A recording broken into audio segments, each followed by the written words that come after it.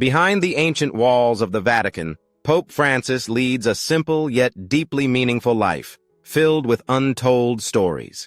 This Pope of compassion and humility not only guides 1.3 billion Catholics, but also leaves a lasting mark through everyday moments where he shows his love and dedication to humanity. Let's explore and share the simple yet profound stories of Pope Francis together. Leave a comment with your thoughts on his legacy, hit like and subscribe to the channel so you won't miss any of the meaningful moments from the life of this Pope of compassion. His love and humility will continue to light up the world.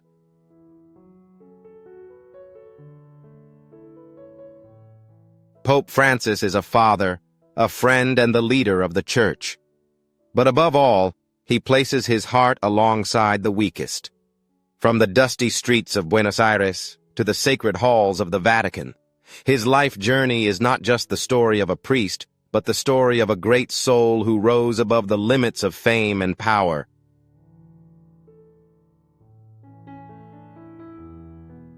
He lives without a home, without possessions, without a salary, yet he holds the greatest power of all: unconditional love and sacrifice.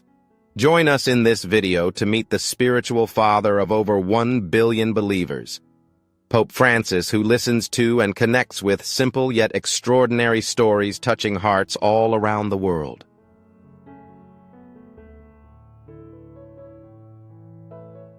The childhood of Jorge Mario Bergoglio, who would later become Pope Francis, is a journey filled with inspiration and determination. Born on December 17, 1936, in the Flores neighborhood of Buenos Aires, Argentina, Jorge was the eldest of 5 children in the family of Mario José Bergoglio, an Italian immigrant accountant, and Regina Maria Sivori, a devoted homemaker.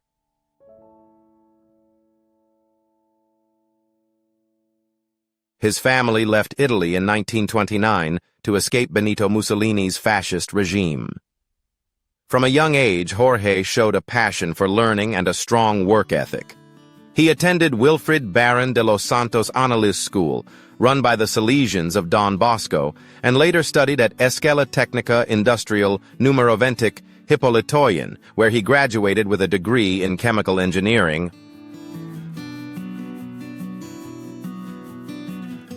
Jorge spent several years working at the Hicathier Bachmann laboratory, a beginning that seemed far removed from the path to becoming pope. Yet these experiences instilled in him discipline, meticulousness, and a spirit of service, essential qualities for his future leadership. From a young boy mopping floors to the first pope from the Americas, Jorge never stopped striving and learning.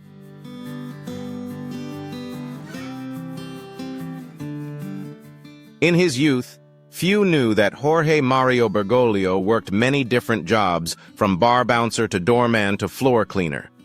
All of these roles shaped the image of a young man unafraid of hardship, driven by a strong will and a constant desire to learn. Every job, no matter how small, was a part of his long journey, preparing him for greater steps in the future.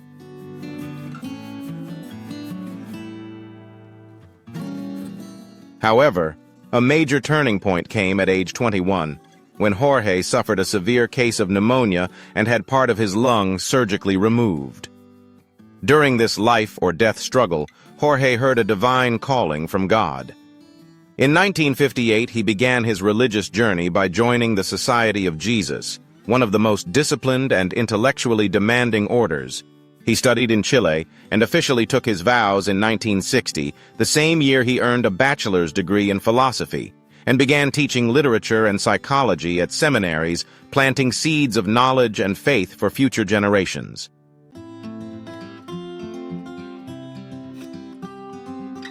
The path to theology continued to unfold as Bergoglio studied at San Miguel. In 1969, he was ordained a priest, marking the beginning of a mission that would touch the lives of millions. From serving as the director of the novitiate to becoming the provincial superior of the Jesuits in Argentina from 1973 to 1979, he remained deeply involved in everyday life, never retreating into an ivory tower. Although he traveled to Germany to study philosophy in Frankfurt, Jorge soon returned home to serve the community in Cordoba.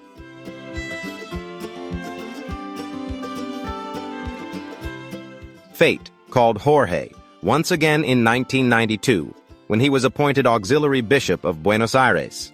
Just a few years later, Pope John Paul II named him archbishop, and in 2001, he was elevated to cardinal. In this role, Bergoglio became known for his humble lifestyle, rejecting luxury riding the subway, cooking his own meals and living among the people instead of in a lavish mansion. He became a voice for justice during the economic crisis, leading the Argentine church through the turmoil of 2001.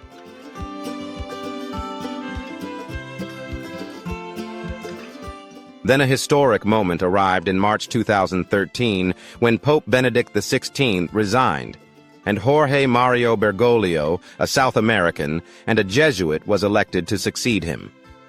He chose the name Francis in honor of Saint Francis of Assisi, a symbol of humility and love for the poor throughout the Catholic Church's more than 2,000-year history.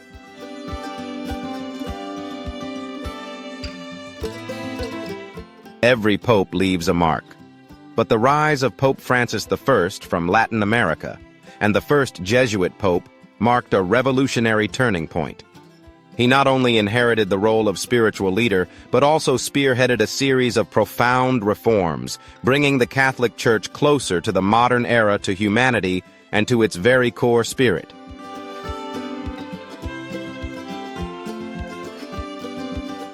He is a father who does not live with his children, but prays for them every day.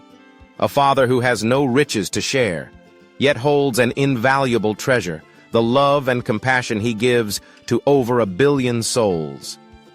This man is Pope Francis, the spiritual father of more than 1 billion believers, a leader full of mercy and justice, guiding the world with unconditional love.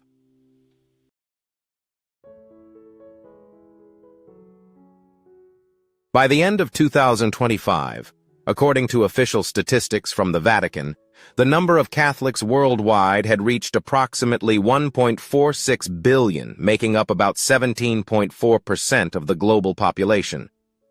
The Pope, as the successor of St. Peter, is not only the supreme leader of the Roman Catholic Church, but also a symbol of faith, charity, and humility in the modern age.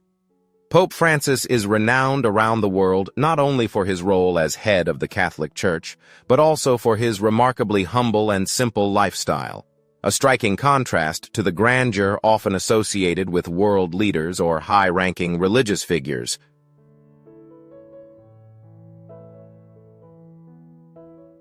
Pope Francis has no private home, no luxury car, and no personal fortune. In terms of wealth, Pope Francis owns virtually no personal assets with a net worth of only $100. However, not all clergy live the same way. Cardinals at the Vatican can receive a monthly salary of around $4,700 to $5,900. Although he sits on the highest throne of the Catholic Church, a 2,000-year-old institution, and serves as the spiritual father to more than 13 billion Catholics, Pope Francis's power does not come with personal wealth. He has chosen a completely different way of life.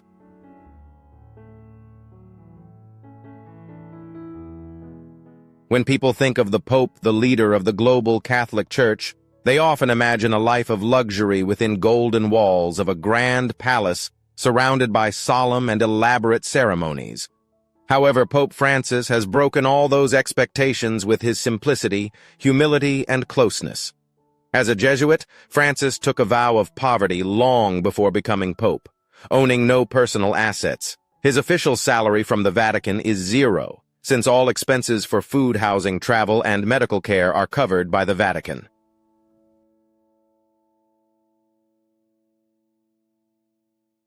The Pope's official residence is the Apostolic Palace in Vatican City, a tiny country in the heart of Italy. This palace spans just over 108 acres, but serves as the spiritual center for over 1 billion Catholics. Inside the palace, the Pope's apartment has long been seen as the seat of ultimate power, with 10 well-equipped rooms, including a private office bedroom, library, chapel, and modern medical room. While the Pope's power extends across the globe, his lifestyle maintains the core values of humility and compassion, especially for the poor and vulnerable in society.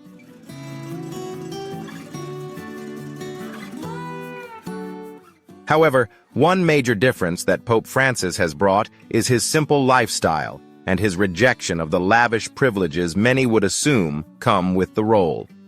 Although each pope is allowed to renovate and personalize their living space upon taking office, Pope Francis, immediately after being elected in 2013, declined to move into the traditional papal apartment, formerly the residence of his predecessors.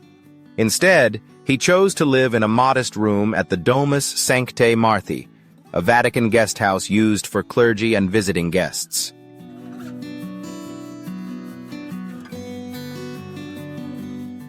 The reason behind this decision is simple yet profound.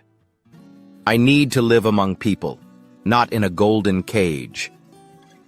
This statement reflects Pope Francis's spirit of humility, sincerity, and his desire to remain close to the people. He believes that true power lies not in glory, but in understanding and serving others. Even though he could have chosen a life of luxury, Pope Francis opted for a humble lifestyle, living among others and consistently placing the needs of the community above personal comfort.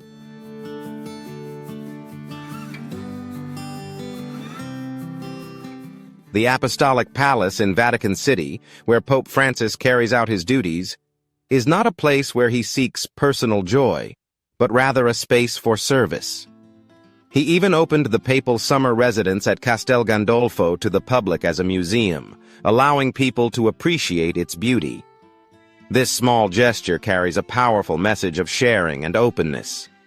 Although the Pope has every right to live in lavish palaces, he chooses a simple bed, modest meals, and a space dedicated to prayer and work.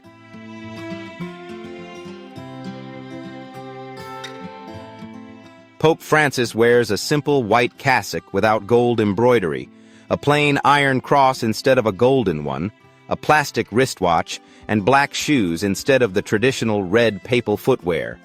Even though he has access to any vehicle in the Vatican fleet, he often opts for modest cars like a Ford Focus or a Fiat, rather than a luxurious limousine.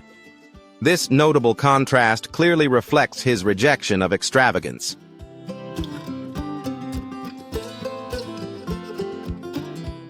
Pope Francis is not only a spiritual leader, but also a bold reformer within the Catholic Church.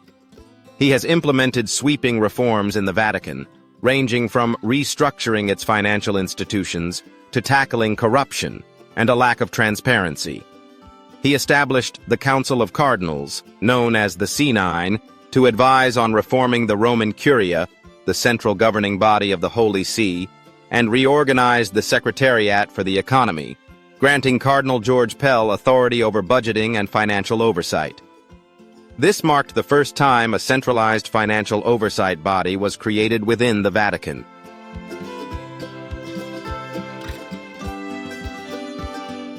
Pope Francis also shut down dozens of suspicious bank accounts at the Institute for the Works of Religion, IOR, commonly known as the Vatican Bank, in an effort to combat money laundering and illegal funding.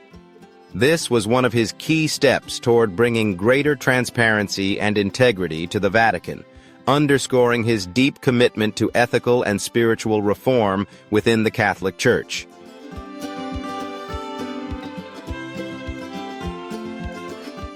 Since being elected Pope in 2013, Pope Francis has initiated a powerful wave of renewal within the Catholic Church, spiritually as well as administratively.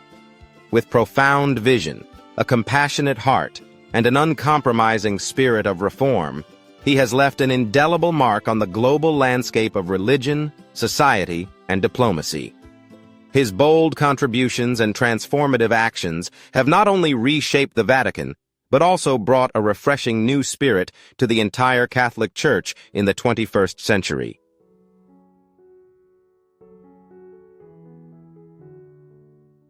Pope Francis has sparked a powerful wave of renewal within the Catholic Church, guided by a deep vision, a compassionate heart, and an unwavering spirit of reform. He has left an unforgettable mark on the global landscape of religion, society, and diplomacy. His bold reforms and impactful contributions have earned him recognition as one of the Vatican's most remarkable modern reformers.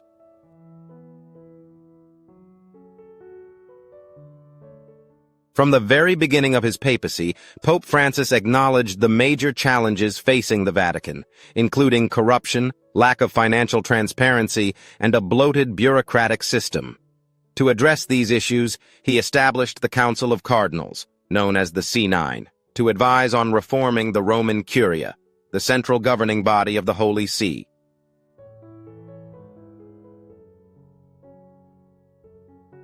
Additionally, he reorganized the Secretariat for the Economy, granting Cardinal George Pell authority over the Vatican's budget, spending, and financial activities. This marked the first time a centralized financial oversight body was established there.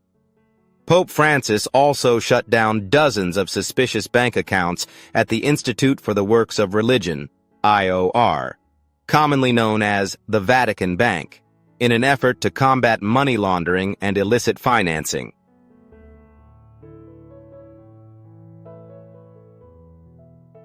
In addition, the Pope introduced new laws on transparency, anti-corruption, and public asset management, including a requirement for senior officials to declare their personal assets.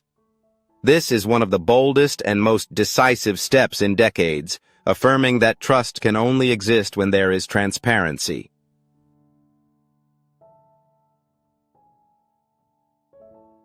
The Pope has also consistently called on bishops and priests to abandon formalism and privilege. He encourages them to step out from the high walls of the Church and live closer to the people, especially those on the margins of society. He emphasizes that the Church is not a closed fortress, but a field hospital, a place to care for wounded souls.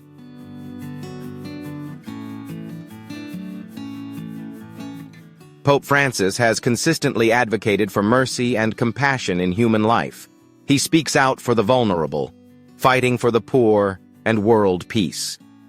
The Pope particularly emphasizes those who are often forgotten in society and even within the Church, such as the poor, migrants, people with disabilities, the LGBTQ+ community, the divorced, and victims of violence and natural disasters.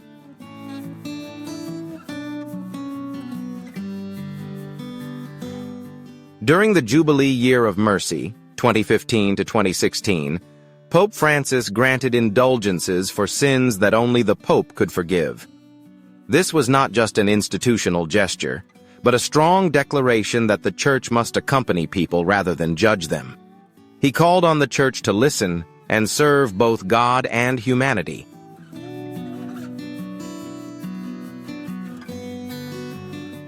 Pope Francis is considered much more approachable than his predecessors. He consistently demonstrates humility and simplicity in all his actions. The Pope often personally makes phone calls, sometimes to widows who are victims of violence or to prisoners. He is also always ready to engage in conversations with young people about various social issues. He does not hesitate to invite homeless individuals to share lunch with him at the Vatican. One of his notable actions was the construction of a free public shower for the homeless at St. Peter's Square.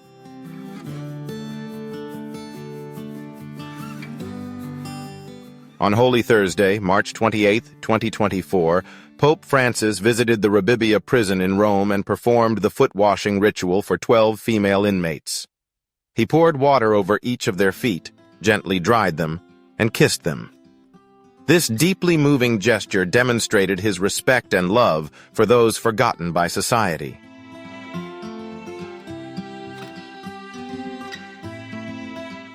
Pope Francis explained that the foot-washing ritual is a reminder of how we should treat one another, regardless of status.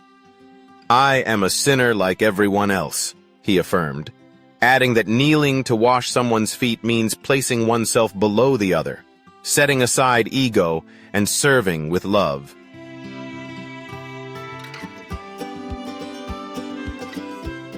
It is Pope Francis's humility and selflessness that have earned him respect not only from Catholics but also from people of other or no faith.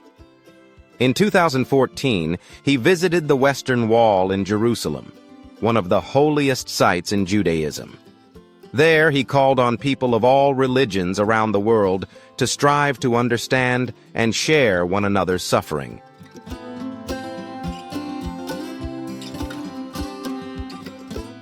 Pope Francis has shown deep concern for global unrest, particularly the conflict in Ukraine and the crisis in Gaza. In his Christmas message last year at the Vatican, he urged all parties involved in the fighting to have the courage to open the door to negotiations and to be willing to engage in dialogue. His goal is to achieve a just and lasting peace for Kyiv.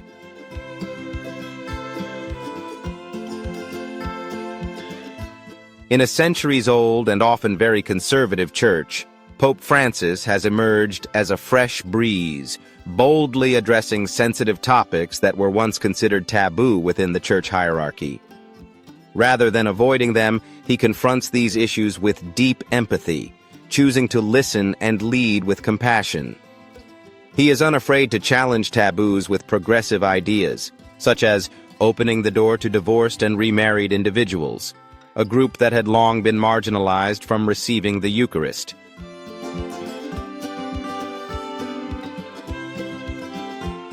In his apostolic exhortation, Amoris Laetitia, Pope Francis opened a door of hope for divorced and remarried individuals, affirming that not all situations can be measured by the same standard. He stated that, after serious discernment of conscience, these individuals may receive the Eucharist as part of a healing journey, not as a form of punishment. Notably, when addressing the LGBTQ+ community, the Pope shook the world with a powerful and compassionate statement.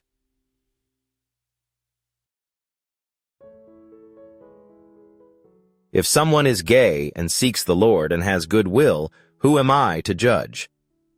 This was not just a statement, but a humanistic manifesto, signaling that the Church is no longer a place of judgment and exclusion, but a home of compassion and inclusion.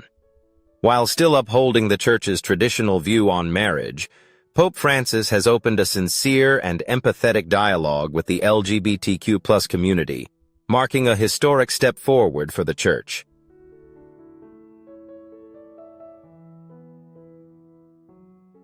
In addition, Pope Francis has initiated a serious and unprecedented dialogue about the role of women in the Church, particularly the possibility of female deacons, a topic that had been left untouched for centuries. While no final decision has been made, the very act of beginning this conversation shows that he is listening and wisely paving the way for structural change with patience and care.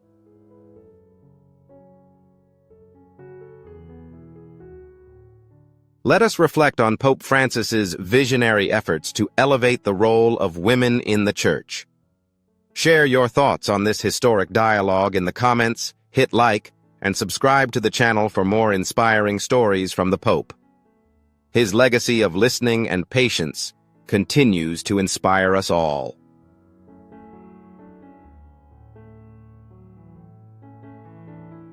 In an era when Earth faces immense challenges from climate change and plastic waste pollution, Pope Francis has spoken out powerfully for our common home. In his 2015 encyclical, Laudato Si', he not only presents theological arguments but also issues a green manifesto, calling on all humanity to protect the environment, combat climate change, curb overconsumption, and safeguard the most vulnerable communities.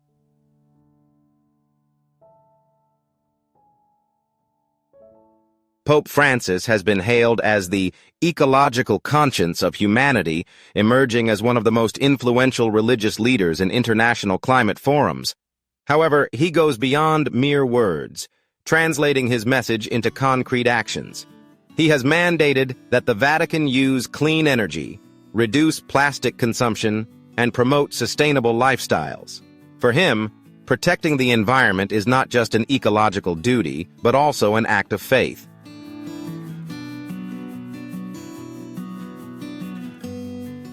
Beyond religious and environmental issues, Pope Francis is also a skilled diplomat. He has played a significant role in resolving international conflicts, most notably in the relationship between the United States and Cuba. When ties between the two nations seemed irreparably buried in Cold War-era tensions, Pope Francis served as a trusted mediator, helping them restore diplomatic relations after more than half a century.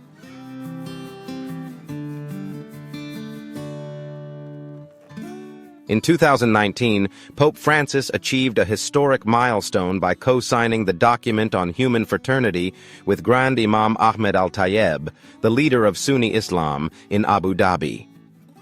This unprecedented event moved the world.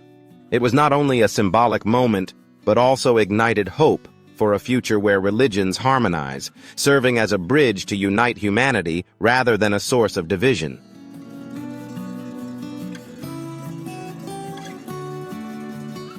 For Pope Francis, religion should be a unifying force, fostering dialogue, reconciliation, and compassion. The Abu Dhabi Declaration reflects his vision of a world where people, regardless of their beliefs, coexist in peace. His actions in Abu Dhabi demonstrated that religion should not divide, but serve as a guiding light toward fraternity and mutual understanding among nations.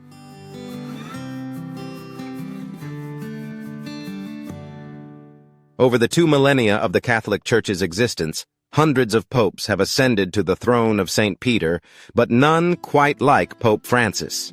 He has taken bold and revolutionary steps. For the first time in the Church's 2,000-year history, Pope Francis appointed cardinals from mainland nations previously overlooked by the Vatican, such as Timor-Leste, Singapore, Mongolia, and Papua New Guinea. This move was not merely an administrative act, but a powerful statement that every corner of the world deserves a voice in the Church.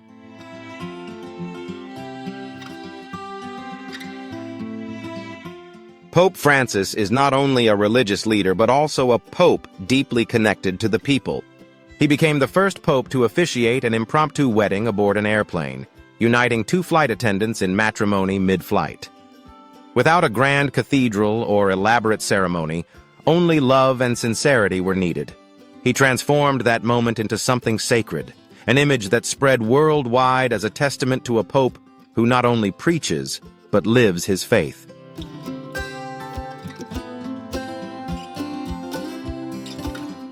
During his over-decade-long papacy, Pope Francis has undertaken 44 international trips to approximately 65 countries, ranging from familiar European nations to regions that had never before welcomed a pope, such as Iraq, Bahrain, the United Arab Emirates, Myanmar, North Macedonia, and South Sudan.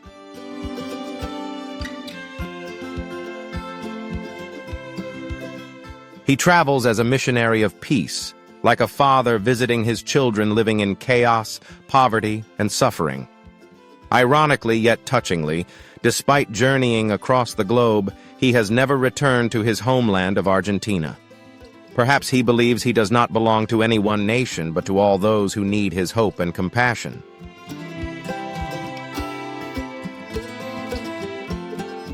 Pope Francis is not one to merely polish the Vatican's image with eloquent words.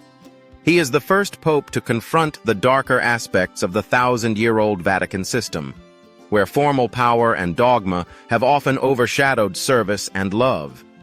In his 2017 Christmas address, he highlighted the issues the Church must reform to better serve humanity, calling for a more approachable and sincere Church.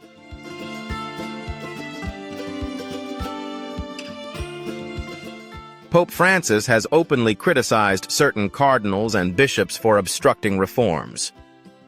His famous remark, "Reforming the Vatican is like cleaning the Sphinx with a toothbrush," reflects his perseverance and wisdom as a reformer unafraid of the truth. He is not perfect, nor does he pretend to be, but his honesty, compassion, and determination have touched the hearts of millions in a divided and skeptical world. His legacy serves as a reminder that even the most entrenched institutions can change when guided by love and courage.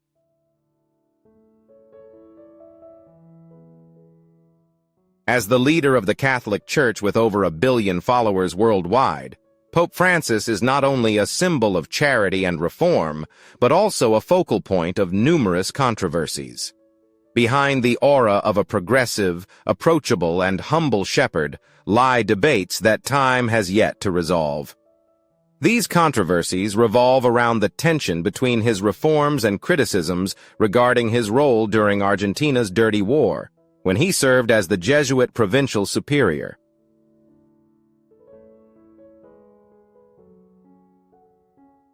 One of the most prominent controversies in Pope Francis's biography concerns his time as the Jesuit provincial superior in Argentina during the 1970s, when the country's military dictatorship brutally suppressed perceived opponents. Tens of thousands of people mysteriously disappeared during this period.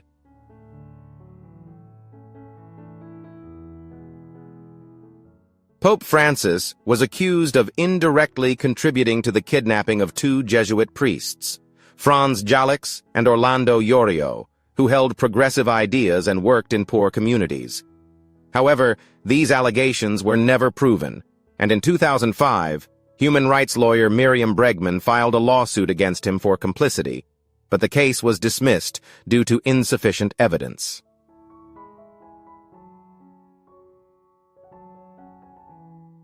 Another political controversy centers on Pope Francis's relationship with the administrations of Argentine presidents Nestor Kirchner and Cristina Fernández de Kirchner.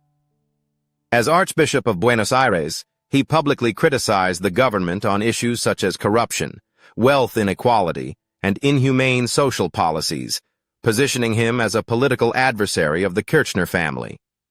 However, tensions eased after he became pope in 2013, and relations with the government gradually improved.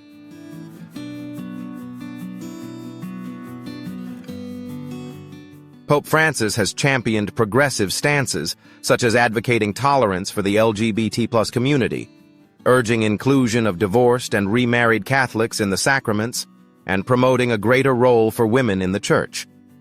These views have faced strong opposition from many conservative cardinals and theologians who fear that his reforms are undermining traditional doctrine and disorienting the Church.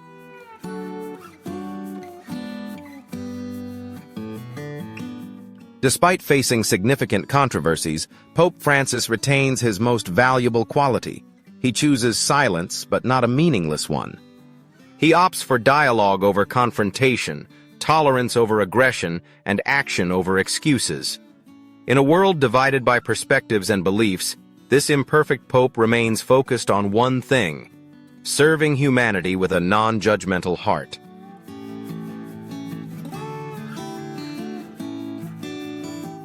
Regardless, in 2025, the world will mourn the passing of a pope considered one of the greatest of the 21st century. Despite controversies and challenges, Pope Francis has left an enduring legacy of charity, reform, and compassion. He has shown that when guided by love and courage, even the most entrenched institutions can change to better serve humanity.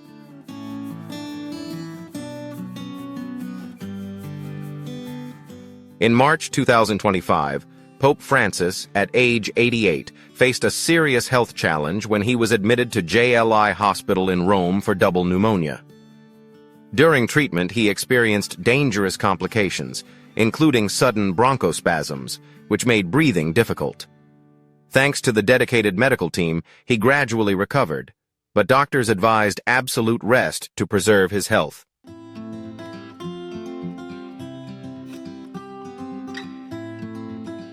Despite medical advice, Pope Francis remained unwavering in his dedication. On Easter Sunday, April 20th, 2025, he appeared at St. Peter's Square for the first time since his hospitalization. Though physically frail, he blessed thousands of faithful. His Easter message, delivered by an aide, carried a powerful call for peace, with a special focus on the situation in Gaza. He stated, "Love overcomes hatred. Light dispels darkness. Truth triumphs over lies. Evil does not vanish, but it no longer holds power over those who embrace grace."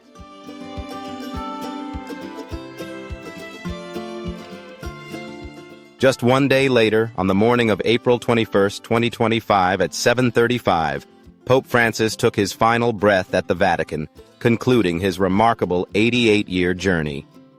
The previous day, April 20th, U.S. Vice President J.D. Vance was the last high-ranking leader to meet him in a private conversation at the Vatican residence. His death, after a 38-day battle with double pneumonia, left the world in profound mourning.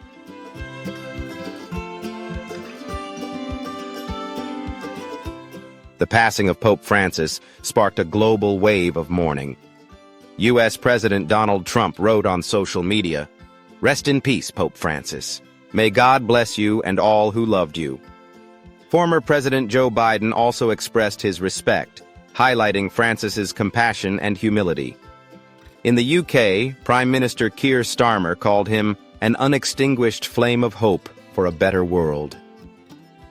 King Charles III, in his condolence message, emotionally recalled their recent meeting at the Vatican, affirming that the Pope had touched the hearts of millions with his profound kindness.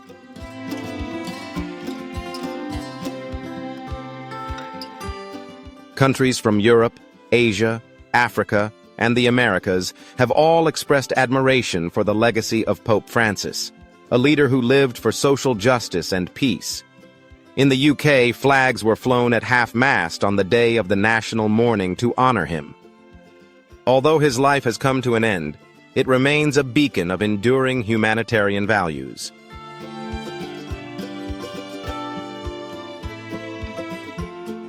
Russian President Vladimir Putin expressed his condolences, praising Pope Francis's efforts to promote dialogue between the Russian Orthodox Church and the Roman Catholic Church, as well as his work to strengthen cooperation with the Holy See. In Spain, Minister of Justice Felix Bolaños announced a 3-day national mourning, expressing gratitude for the Pope's 12 years of reforms, which left a deep mark on the history of the Church. The UK declared a national day of mourning with flags at half-mast, showing profound respect.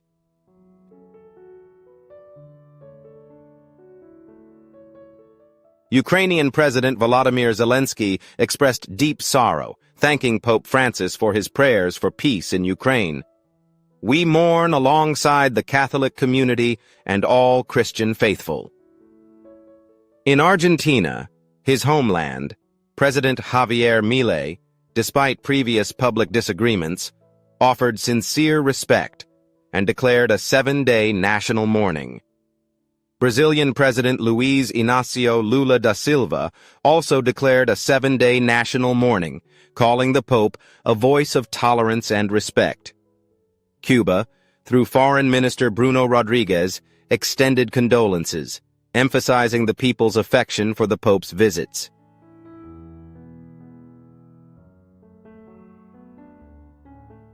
In South Korea, National Assembly Speaker Woo Won-shik referred to Pope Francis as a friend of the poor.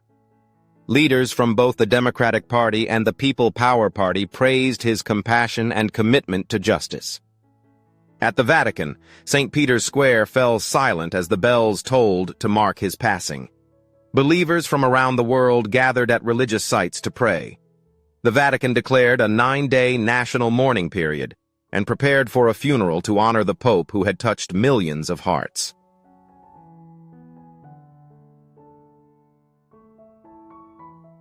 Pope Francis's funeral is expected to take place 4 to 6 days after his passing. His body will be placed in a single wooden coffin lined with zinc, per his wish for simplicity, instead of the traditional 3 coffins. Inside the coffin will be a bag of minted coins and a rotto, a document summarizing his life and achievements. The body will be brought to St. Peter's Basilica for the faithful and heads of state to pay their respects. The Basilica of St. Mary Major is believed to be his final resting place.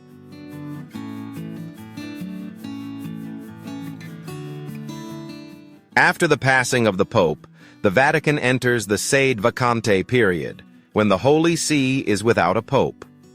The College of Cardinals will temporarily govern the Church without making significant decisions.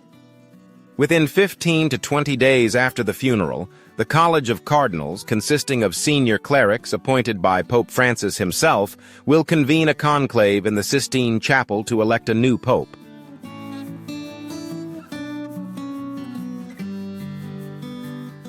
Only cardinals under 80 years old, up to a maximum of 120, are eligible to vote. Cardinal Giovanni Battista Re, 91, the Dean of the College of Cardinals, will not participate due to his age. If no candidate secures 2/3 of the votes, black smoke will rise. When white smoke appears, it signals that a new pope has been chosen. The senior cardinal will proclaim Habemus Papam from the balcony of St. Peter's Basilica.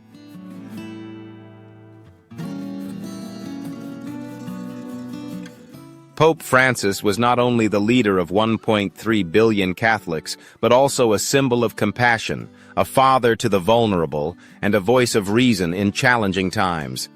He came to the world with humility, leaving behind the light of mercy and unconditional love. Though the flame of his life has been extinguished, his legacy will forever illuminate humanity. Please share your condolences and gratitude for Pope Francis by commenting in comment number 0 below. Share your emotions and memories of his legacy so we can together honor a great soul who devoted his life to compassion and love.